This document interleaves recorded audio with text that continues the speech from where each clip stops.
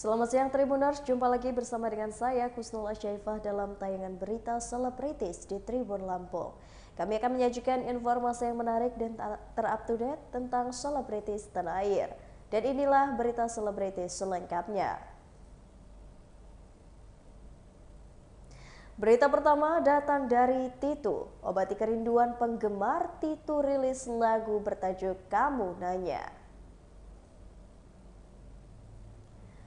Grup duo Titu kembali ke dalam dunia musik usai vakum cukup lama karena mengurus keluarga.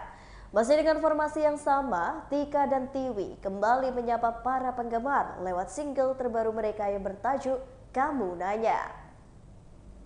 Kembalinya Titu karena lagu-lagu lama mereka sempat hits dan viral di media sosial. Lagu terbaru Titu kali ini bercerita tentang seorang yang curiga dengan pasangannya karena selalu mengganti password di handphone. Tujuan mengganti password di handphone itu supaya kekasihnya tidak mengecek telepon seluler.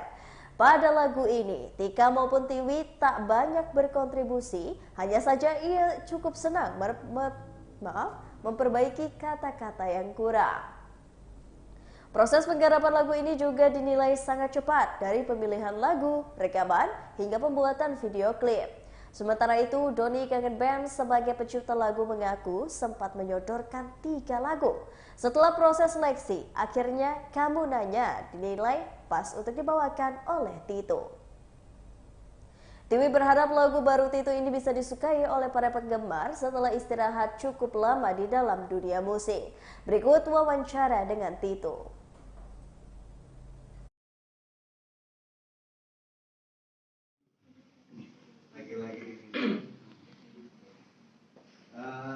Ada kepuasan tersendiri nggak sih ketika memberikan sebuah lagu terhadap kedua legenda juga di masa itu? Legend ini. Puas lah ya, karena lagunya sama orang yang tepat. Karena ada lagu bagus juga, kalau nyanyi orang yang nggak tepat ya tidak apa-apa gitu. Jadi dua-duanya harus mendukung, lagu harus kuat, juga ada bagus. Biar jalannya enak. Tadi sempat disinggung sama Mas Jana soal pemilihan lagu kan sempat ada protes ya? Iya, iya. Nah, gimana awalnya? Itu gara-gara aku kirim lagu yang kangen mantan itu. Lagu itu ceritanya emang nggak tahu deh untuk usia berapa ya, aku nggak tahu, aku cuma nulis aja sih. Aku kasih 2 lagu, terus ketemu ini aja gitu. Dan yang lagu yang Kamu Nanya juga mesti ada beberapa lagu yang diganti nih, nggak cocok. Judulnya juga baru diganti. Judulnya juga baru diganti gara-gara si modelnya cemek, jadi kan kita ganti judulnya. Siapa? Maksudnya siapa? Tadinya ayam gitu. Ayang. Ya itu ayam bacaannya. Bacaan ya. Ini mau WhatsApp siapa, cuman pas di lokasi atau dia Kamu Nanya aja. Ganti aja. Ini. Jadi Cekmek merupakan inspirasi juga dari itu ya. Karena kan akhirnya berubah judul itu. Iya. Jangan sih itu yang untuk judul sih. Oh. Om Jan kan itu. Aku nurut aja. Fansnya Cekmek.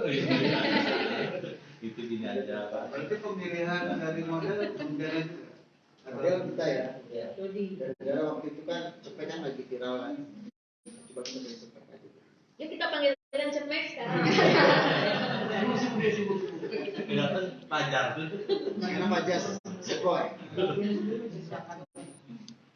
Menciptakan pekerjaan seseorang yang mengumpulkan handphone passwordnya selalu diganti-ganti gitu. Si pasangannya nggak boleh lihat HP-nya gitu. Ya kejadian anak-anak jam sekarang. sekarang. Untuk proses kakak sendiri, kakak berapa lama atau memang tadi cepnya itu? Banget malah. Satu shift aja cukup, setengah hari lah ya. Itu pun kita lagi makan dulu, lagi rekaman, dia udah nyusulin model video klip, jadi cepet banget tuh gitu ya. Pokoknya Itu cepet juga gitu, hari itu juga. Mereka rekaman, aku langsung lobby modelnya. Langsung berapa hari dari kemarin dia syuting. Ya cepat.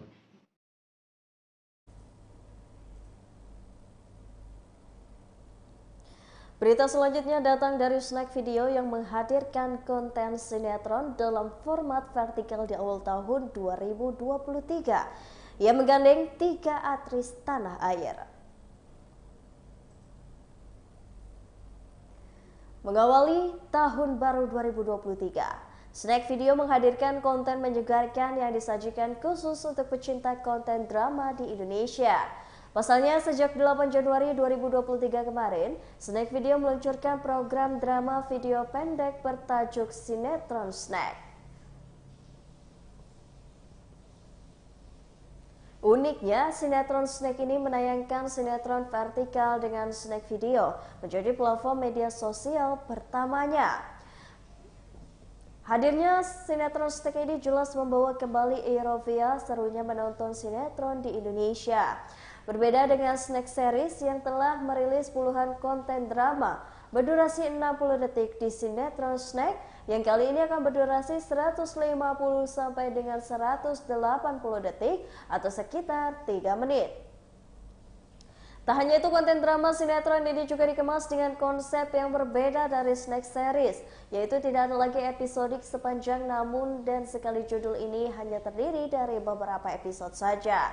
Menonton dan pengguna bisa menonton kapanpun, dimanapun secara gratis, tanpa perlu menunggu lama munculnya episode baru. Bahkan kabar baiknya adalah sinetron Snack ini bebas dari iklan. Berikut wawancaranya.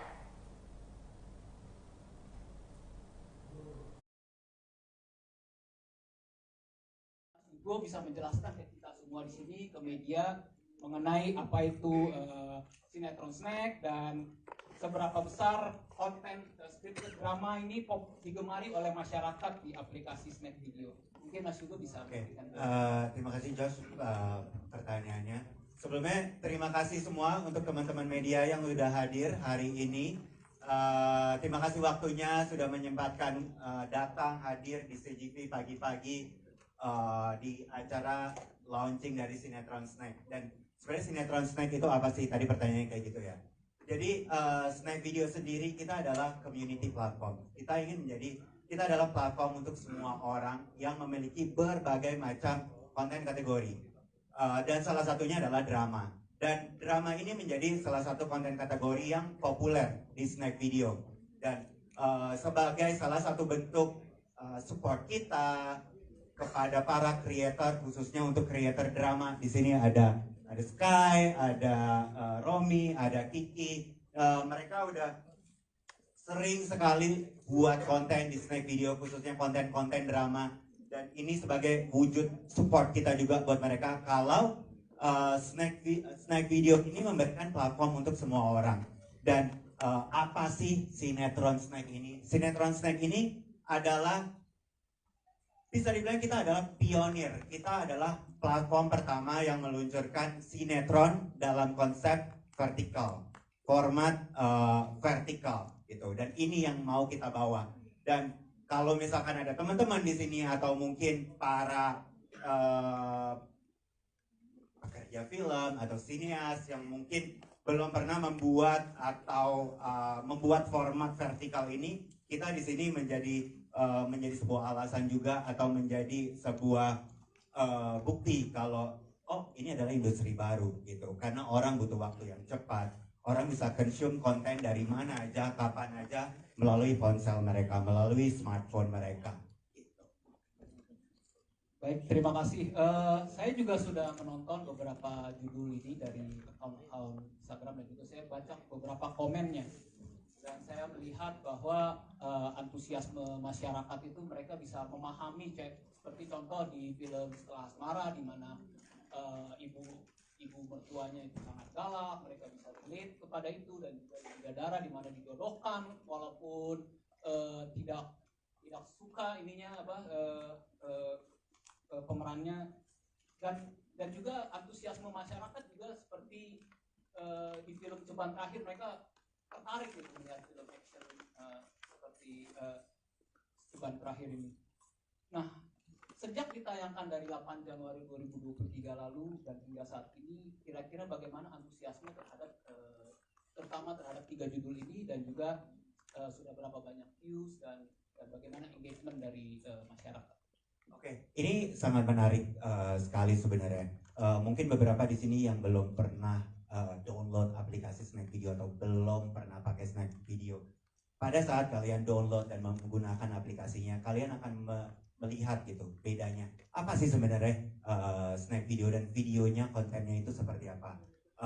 Dan tadi Josh tanya, oh kenapa banyak yang engage, banyak orang yang komen dan nonton gitu.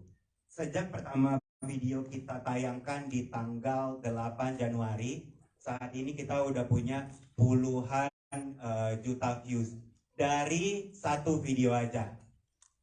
Dan Mari beri tepuk tangan dulu. Menurut saya ini salah satu hal yang menarik. Dan kenapa sih dan apa yang membuat video kita itu banyak disukai oleh orang gitu? Karena ini perbedaan video Snack Video dengan platform-platform yang lain. Kita di sini mau highlight dan menyajikan semua hal yang memang dekat dengan kehidupan kita sehari-hari. Bukan sesuatu yang enggak banyak sugar coatingnya, enggak bohong, enggak yang cerita terlalu dibuat-buat. Tapi semua yang kita sajikan dari 3 judul ini, semua memang cerita-cerita yang ada di kehidupan kita sehari-hari, tapi jarang orang sajikan, tampilkan, nggak dilihat. Oh, hidup sebagai preman, nggak punya duit, dan orang selalu pikir kalau oh preman itu selalu jahat gitu. Dan sebenarnya semua orang punya alasan kenapa melakukan suatu hal kayak gitu sih. Dan mungkin cerita-cerita yang lain juga yang memang orang sebenarnya ada dan terjadi di kehidupan kita sehari-hari, tapi belum ada gitu, belum pernah kita highlight, belum pernah kita bicarakan. Itu sih saya pikir yang membedakan dan yang membuat kita memiliki banyak attraction dari 3 itu. Baik, terima kasih.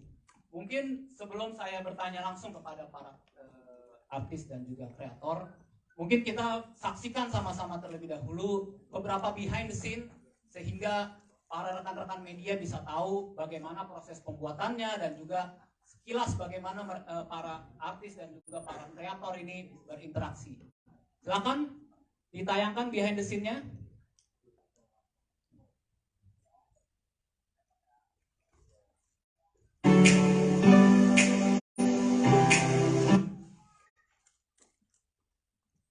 Action. Itu sama aja papa ngejual aku. Nanti kok tetap.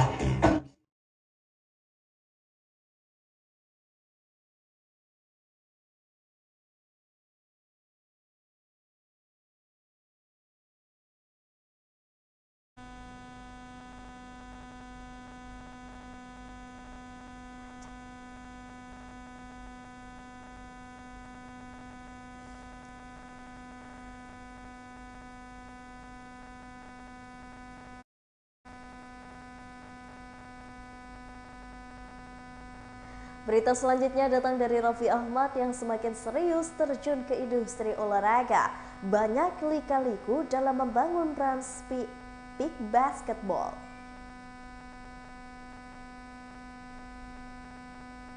Presenter Raffi Ahmad semakin fokus membangun tim basket dan sepak bola. Setelah klub sepak bola Rans Nusantara, Raffi Ahmad memiliki Rans Peak Basketball. Raffi Ahmad bersama dengan Rudy Salim yang menjadi rekan bisnisnya itu membangun tim dari nol. Raffi Ahmad mengenalkan Rans Peak Basketball sebagai tim basket yang akan mengarungi kompetisi Indonesia Basketball Language atau IBL 2023 pada Selasa 11 Januari 2023. Raffi Ahmad banyak belajar dari rekan bisnisnya saat membangun tim basket. Banyak lika-liku yang dihadapi suami dari Nagita Slavina itu dalam membangun Rans Peak Basketball. Berikut wawancara dengan Raffi Ahmad.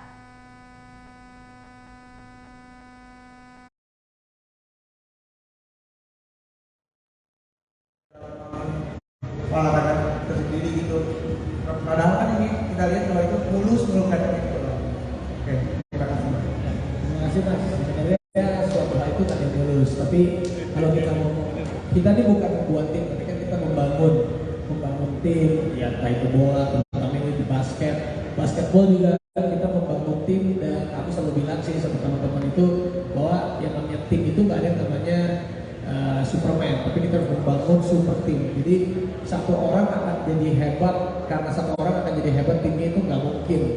Ya mungkin 1 dibanding 1 juta lah, ya mungkin itu hanya hoki aja. Tapi untuk kita bisa panjang, tim Rans Peak Basketball juga bukan hanya setahun, bukan hanya 2 tahun, 3 tahun, 4 tahun, 5 tahun, tapi bisa menjadi legacy juga. Itu yang lagi kita pelajari sekarang, sedang kita bangun juga. Makanya kita juga banyak ngobrol juga, masih minta didukung dan disupport juga sama teman-teman wartawan, teman-teman partner sponsor, dari Perbasi juga, dari IBL juga, dari semuanya pencinta dunia bola basket. Jadi semuanya sebenarnya nggak ada yang lulus juga, tapi kita kan baru berjalan baru mau 2 tahun ya, baru mau 2 tahun. Cuman ya kita pasti berusaha, tim kita semuanya dari di belakang layar, di depan layar, players juga semuanya pasti kita harus memberikan yang terbaik agar kita juga nggak mau setengah-setengah. Jadi seenggaknya aku juga bilang sih untuk target kita, target di tahun 2023 ini seenggaknya kita bisa naik sedikit slow but sure dari tahun 2022 kemarin. Kita kemarin berhasil masuk playoff di 8 besar dan kita sampai ke quarter final. Mudah-mudahan nanti kita bisa masuk lagi peringkatnya lebih baik dari tahun kemarin. Aku selalu bilang sama teman-teman, kita nggak usah terlalu loyo, yang paling penting kita play with heart, pelan-pelan, slowly but sure. Thank you. Terima kasih. Selanjutnya, Bapak Ibu juga. Nama dan dari mana? Denny dari Pelita. Untuk siapa aja yang menjawab terserah. Pertama untuk Pak Rudi dulu. Pak Rudi, kalau seperti bola, paling banyak gol menciptakan gol akan ada hadiahnya. Kemudian kalau tim ini memang berprestasi di 2023, apa sih kira-kira yang akan terima? Itu pertama. Untuk ini kan Rans Peak Basketball itu adalah tahun kedua. Ya kan, dari tahun kedua. Ada beberapa pemain asing sih yang ada di tim ini dan ada beberapa pemain lokal yang ada di tim ini. Kemudian dengan tim ini dibandingkan dengan tim yang Ri, lu mau ke depan nih, Ri. kira-kira lebih berprospek mana? Itu aja. Oke, terima kasih pertanyaannya. Tapi berhubung di sini ada presidennya yang terjun langsung kan, jadi silakan Pak Presiden aja yang menjawab. Untuk komposisi tim itu memang regulasi IBL kita diperbolehkan 2 pemain asing di satu tim, di mana 1 pemain asing tidak ada batas tinggi badan, satu lagi dibatasi di 2 meter. Jadi kita ada 2 pemain asing, Hakim Scott yang kita keep dari musim lalu menjadi point guard kita, dan ada dengan gawang di posisi power forward tinggi 2 meter 06 dari Australia. Jadi 2 pemain asing itu dikombinasikan dengan 15.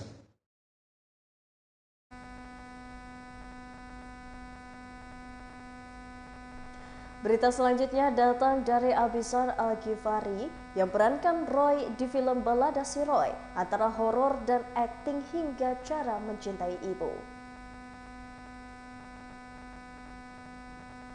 Pemain film Abizar Al-Ghifari menerima peran Roy di film Balada Si Roy. Film Balada Si Roy ini garapan dari sutradara Fajar Nugros, itu mulai tayang di bioskop pada 19 Januari 2023 mendatang. Abizar Al-Ghifari ingin memerankan Roy di film Balada Si Roy lantaran butuh bekerja dan berkarya. Abizar Al-Ghifari dan Byung-won disela jumpa fans di film Balada Si Roy di bioskop XX1 Epicentrum World, Kuningan, Jakarta Selatan pada Selasa 10 Januari 2023. Film Balada Si Roy tayang di bioskop mulai 19 Januari 2023.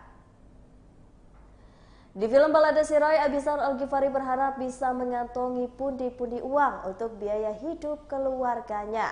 Bukan hanya faktor uang dan honor besar yang diterimanya, Abizar Al-Ghifari menyebutkan bahwa peran Si Roy di dalam film Balada Si Roy ini mirip dengan karakternya. Menurut Abizar Al-Ghifari yang kini berusia 21 tahun itu, Roy adalah remaja yang sangat menghormati dan menyayangi ibunya. Sebelum dilibatkan di film Balada Si Roy, Abizar mengaku jarang menunjukkan kasih sayang ke ibunya. Dan berikut wawancara dengan Abizar Al-Ghifari.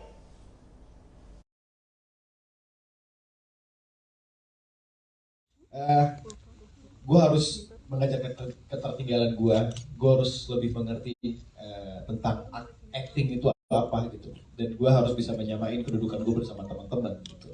Itu yang menjadi challenge banget buat gue.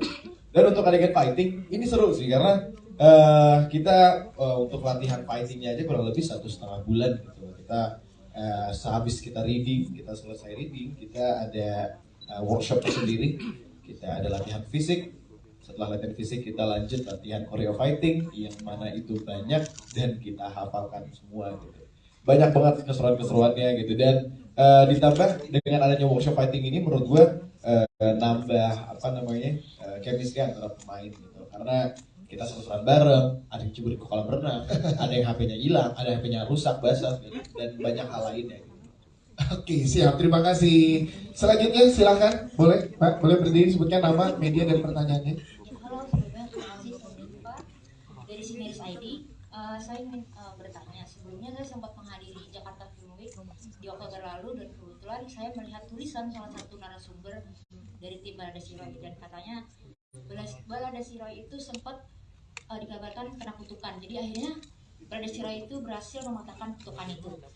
Pertanyaannya, apakah benar adanya kutukan itu, dan apa sih mungkin rahasia atau fun fact di balik akhirnya kesuksesan dari film Balada Si Roy ini dan berhasil diputar pada Jakarta Film Week dan sebagai opening. Selain itu juga berhasil tampil di JAV dan juga beberapa festival lainnya.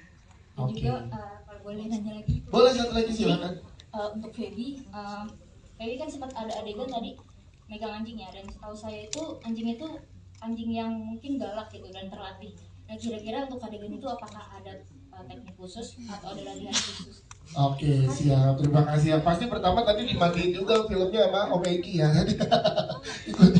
Jadi silakan Mas Fajar, silakan boleh dijawab.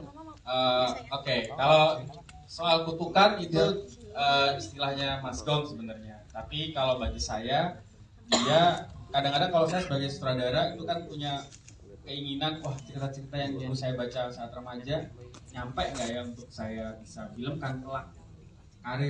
Jenjang karir saya itu nyampe nggak ya untuk nge-reach beberapa cerita yang dulu saya baca.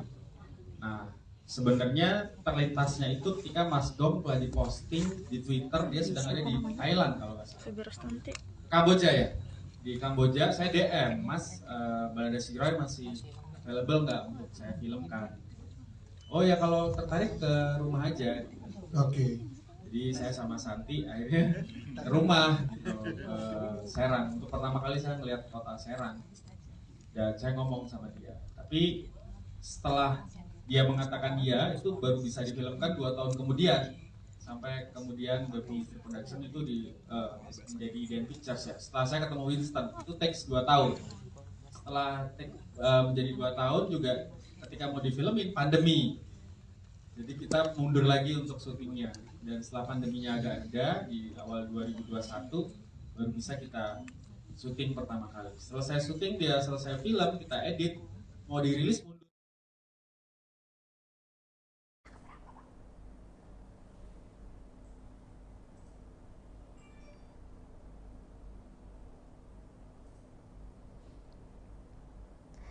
Berita selanjutnya, Iwan Fals mendapatkan tantangan baru bernyanyi bersama dengan Pharrell Prayoga di perayaan ulang tahun ke-28 Indosiar.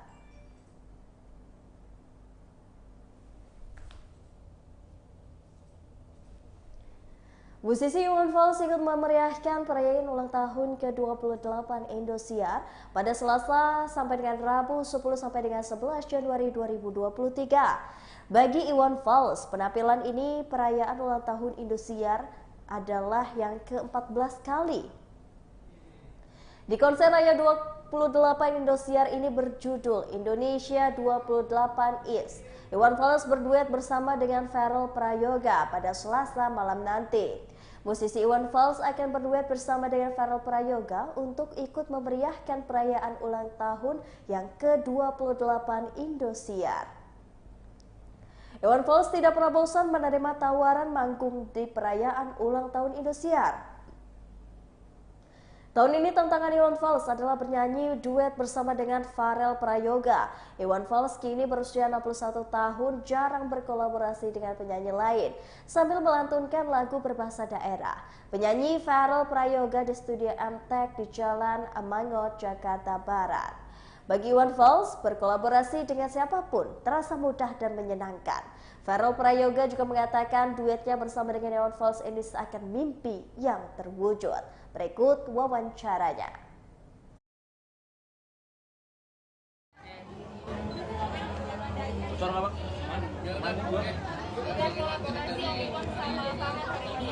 Oke. Yuk. Oh, ya senang lah. Farel sendiri gimana Farel? Sama Iwan nih? Bangga banget sih wah. Katanya ini pernah jadi mimpi Farel sendiri buat satu panggung sama Om Iwan. Waktu ditawarin gimana sih Farel?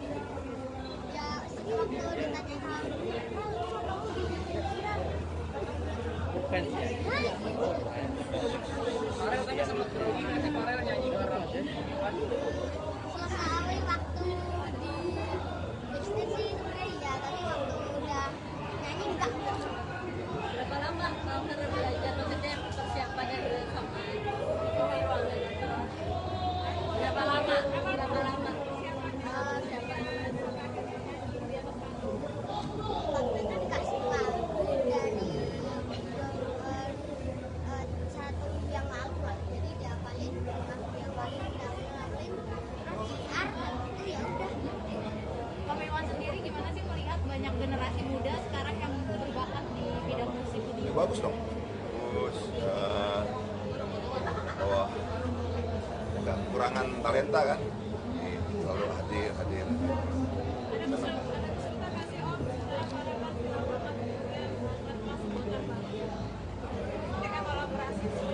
Oh enggak, saya kan pernah umur 12 juga.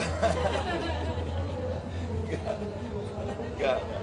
Ya paling kesulitan hafalan kan, karena saya umur 60 kadang untuk nyanyiin lagu-lagu agak perlu ekstra.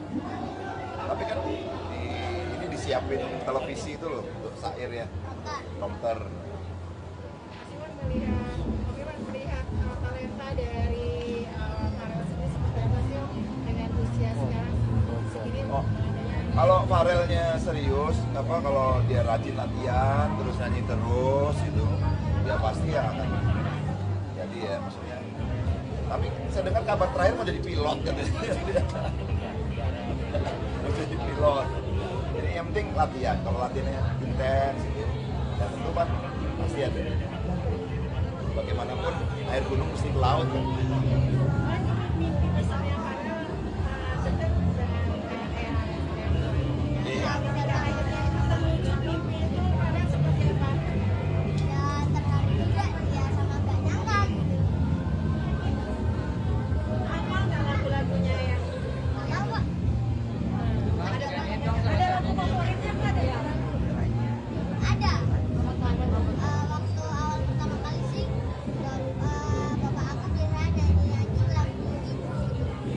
Aku tahu kamu suka lagu ibu kenapa? Suka dimarahin sama ibu. Om Iwan. Nakal-nakal ciwit gitu. Om, mungkin ketika pertama kali dapat dikasih tahu nih bakal duet sama Pharrell nih, penyanyi yang maksudnya baru daun muda banget nih Om. Gimana sih Om first impression-nya, tanggapan awalnya Om?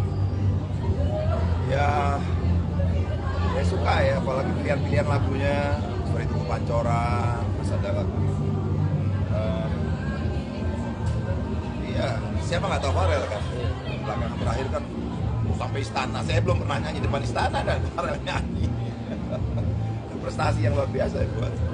Nah, kita sama-sama menyaksikan menteri-menteri jogetan itu ya di halaman gitu kan, Mas Agus misalnya.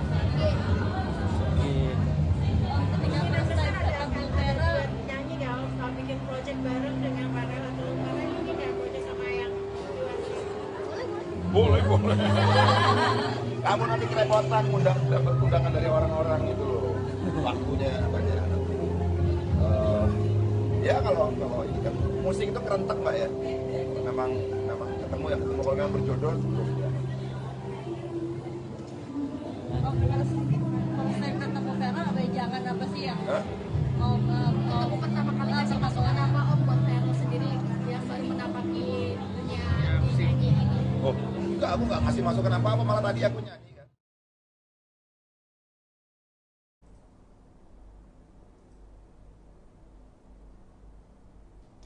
Baiklah Tribuners, setelah tadi berita selebritis di Tribun Lampung bersama dengan saya Kusala Syaifah. Jangan lupa untuk terus saksikan video selengkapnya di YouTube Tribun Lampung News Video, Facebook Tribun Lampung, Instagram Tribun Lampung, dan TikTok Tribun Lampung untuk bisa mendapatkan informasi ter-up-to-date lainnya. Selamat siang dan sampai jumpa.